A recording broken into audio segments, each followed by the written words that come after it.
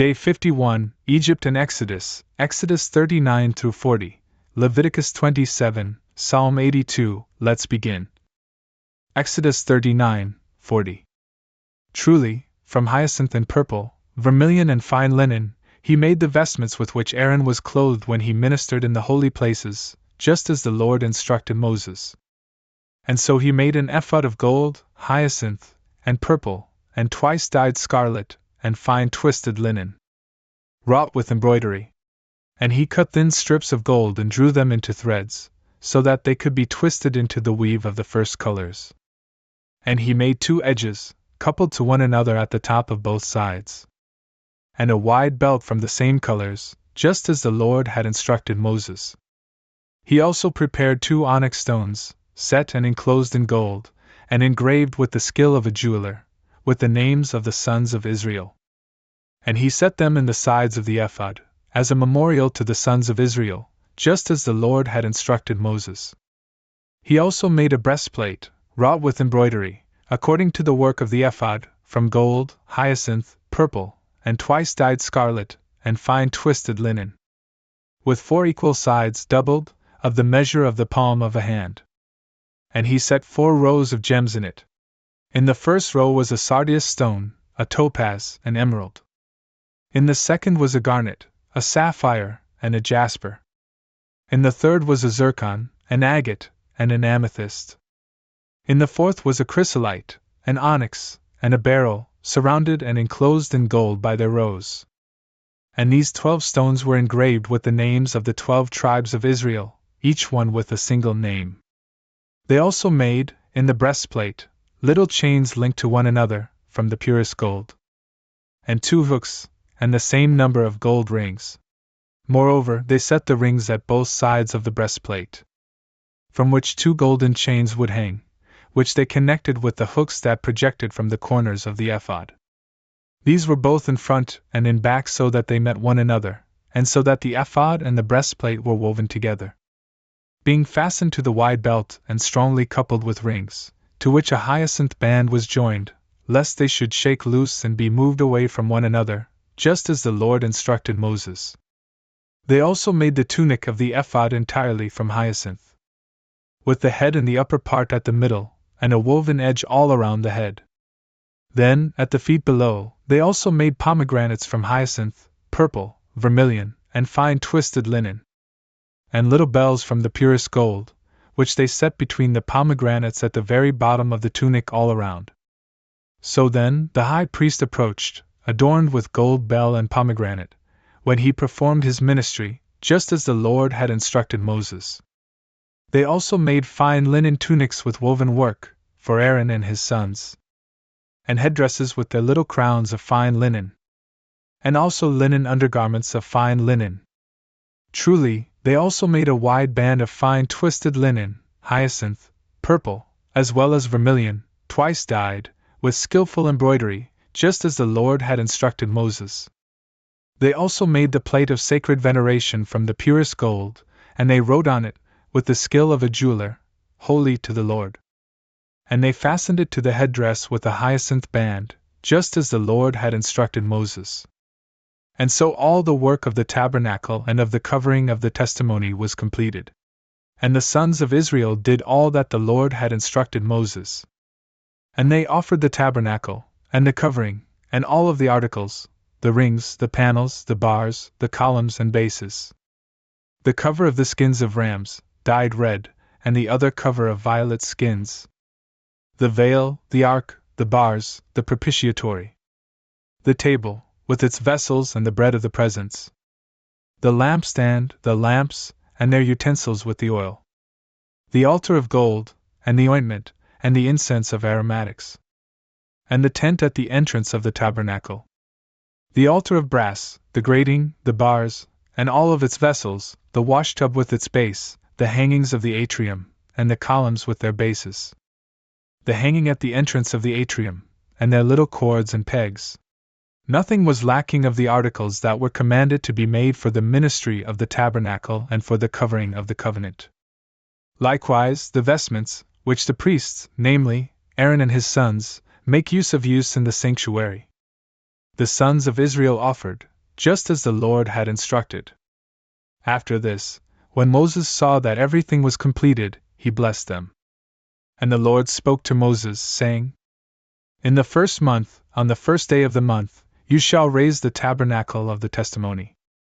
And you shall place the ark in it, and you shall release the veil before it. And having brought in the table, you shall place the things which were solemnly commanded upon it. The lampstand shall stand with its lamps. And the altar of gold, in which the incense is burned, shall stand before the ark of the testimony. You shall place the tent at the entrance of the tabernacle. And before it, the altar of holocaust. The washtub shall stand between the altar and the tabernacle, and you shall fill it with water. And you shall encompass the atrium and its entrance with hangings. And having taken up the oil of unction, you shall anoint the tabernacle along with its articles, so that they may be sanctified. The altar of holocaust and all its vessels. The washtub with its base, and all things, you shall consecrate with the oil of unction, so that they may be the holy of holies. And you shall bring forward Aaron and his sons to the entrance of the tabernacle of the testimony, and, having washed them with water, you shall clothe them in the holy vestments, so that they may minister to me, and so that their unction may accomplish an everlasting priesthood.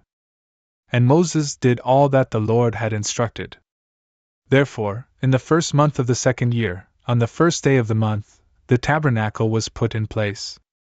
And Moses raised it up, and he positioned the panels as well as the bases and the bars, and he set up the columns. And he stretched out the roof over the tabernacle, and posing a cover above it, just as the Lord had decreed. And he placed the testimony in the ark, applying the bars beneath, and the oracle above. And when he had brought the ark into the tabernacle, he drew the veil before it, in order to fulfill the commandment of the Lord. And he placed the table in the tabernacle of the testimony, at the north side, beyond the veil, arranging before it the bread of the presence, just as the Lord had instructed Moses. And he placed the lampstand in the tabernacle of the testimony, away from the table, on the south side, setting the lamps in order, according to the precept of the Lord. He also positioned the altar of gold under the roof of the testimony, opposite the veil. And he heaped upon it the incense of aromatics, just as the Lord had commanded Moses. And he positioned the tent at the entrance of the tabernacle of the testimony, and the altar of holocaust in the vestibule of the testimony, offering the holocaust and the sacrifices upon it, just as the Lord had decreed. Likewise, he stationed the washtub between the tabernacle of the testimony and the altar, filling it with water. And Moses and Aaron, along with his sons, washed their hands and feet whenever they would enter the covering of the covenant, and when they approached to the altar, just as the Lord had instructed Moses. And he raised up the atrium around the tabernacle and the altar, drawing the hanging at its entrance. After all these things were perfected, the cloud covered the tabernacle of the testimony, and the glory of the Lord filled it. Neither could Moses enter the covering of the covenant. The cloud was covering all things, and the majesty of the Lord was flashing. For the cloud had covered everything. Whenever the cloud departed from the tabernacle, the sons of Israel set out by their companies. But if it remained hanging over it, they remained in the same place. Certainly, the cloud of the Lord lay over the tabernacle by day, and the fire by night, being seen by all the people of Israel throughout all their resting places. Leviticus 27. And the Lord spoke to Moses, saying, Speak to the sons of Israel, and you shall say to them, The man who will have made a vow and espoused his soul to God shall give the price according to the estimation. If it is a male from 20 years to 60 years, he shall give 50 shekels of silver, by the measure of the sanctuary. If it is a woman, 30. But from the 5th year until the 20th, a male shall give 20 shekels, a female 10. From 1 month until the 5th year, for a male, 5 shekels shall be given, for a female 3. At 60 years and beyond, a male shall give 15 shekels, a female 10. If he is poor, and he does not have the means to pay the estimation, he shall stand before the priest, and however much he will value him and see that he is able to pay, so much shall he give. But an animal which could be immolated to the Lord, if anyone has vowed it, shall be holy. And it cannot be exchanged, that is, either better for worse, nor worse for better. And if he has exchanged it, both that which was exchanged, and that for which it was exchanged shall be consecrated to the Lord. An unclean animal which could not be sacrificed to the Lord, if anyone has vowed it, shall be led before the priest, who, judging whether it is either good or bad, shall set the price. But if he who offers it was willing to give, he shall add a fifth part above the estimation. If a man has vowed his house, and he has sanctified it to the Lord, the priest shall examine it, whether it is good or bad, and it shall be sold according to the price which he will have established. But if he who vowed it was willing to redeem it, he shall give a fifth part beyond the estimation, and he shall have the house. But if he has vowed a field of his possession, and has consecrated it to the Lord, the price shall be estimated according to the measure of the seed. If the land would be sown with 30 measures of barley, then let it be sold for 50 shekels of silver. If he has vowed his field beginning from the current year of Jubilee, as much as it may be worth, so shall it be estimated.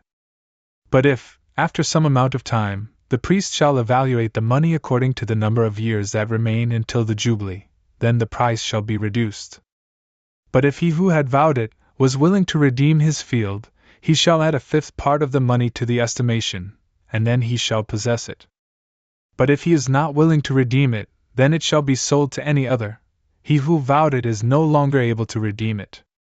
For when the day of Jubilee arrives, it shall be sanctified to the Lord. And as a possession that has been consecrated, it rightfully belongs to the priest. If a field has been bought, and it is not from the possession of ancestors, it shall be sanctified to the Lord. The priest shall evaluate the price according to the number of years until the Jubilee, and the one who had vowed it shall give to the Lord. Then, in the Jubilee, it shall be returned to the former owner, the one who had sold it, and who had held it within the lot of his possession. All estimation shall be weighed according to the shekel of the sanctuary. A shekel has 20 obols. The firstborn, which belong to the Lord, no one is able to sanctify or vow, whether it is an ox, or a sheep, they are for the Lord. But if it is an unclean animal, whoever offers it shall redeem it, according to your estimation, and he shall add a fifth part to the price. If he is not willing to redeem it, it shall be sold to another for whatever amount it was estimated by you. All that is consecrated to the Lord, whether it is a man, or an animal, or a field, shall not be sold, either is it able to be redeemed. Anything, once it has been consecrated, shall be the Holy of Holies to the Lord.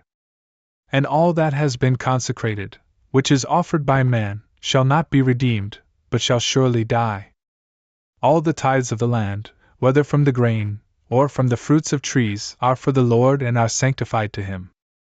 But if anyone is willing to redeem his tithes, he shall add a fifth part to them. Out of all the tithes of oxen, and sheep, and goats, which cross under the rod of the shepherd, every 10th one that arrives shall be sanctified to the Lord. It shall not be chosen by what is good or bad, either shall it be exchanged for another. If anyone has exchanged it, both that which was exchanged, and that for which it was exchanged, shall be sanctified to the Lord and shall not be redeemed. These are the precepts, which the Lord commanded Moses for the sons of Israel on Mount Sinai. Psalm 82. A canticle psalm of Asaph. O God, who will ever be like you? Do not be silent, and do not be unmoved, O God. For behold, your enemies have sounded off, and those who hate you have carried out ahead. They have acted with malice and counsel over your people, and they have plotted against your holy ones. They have said, Come, let us scatter them from the nations and not allow the name of Israel to be remembered any longer. For they plotted unanimously. Joined together against you, they ordained a covenant. The tabernacle of Edomites and Ishmaelites, and Moab and the Hagarites, and Jebel, and Ammon, and Amalek, the foreigners among the inhabitants of Tyre. For even Assur comes with them. They have become the helpers of the sons of Lot. Do to them as you did to Midian and Sisera, just as to Jabin at the torrent of Kishon. They perished at Ender, and they became like the dung of the earth. Set their leaders to be like Oreb and Zeb, and Zeba and Zalmunna, all their leader. who said, "Let us possess the sanctuary of God for an inheritance." My God, set them like a wheel, and like stubble before the face of the wind. Set them like a fire burning up the forest, and like a flame burning up the mountains. So will you pursue them in your tempest, and disturb them in your wrath. Fill their faces with shame, and they will seek your name, O Lord. Let them be ashamed and troubled, from age to age, and let them be confounded and perish. And let them know that the Lord is your name. You alone are the Most High in all the earth.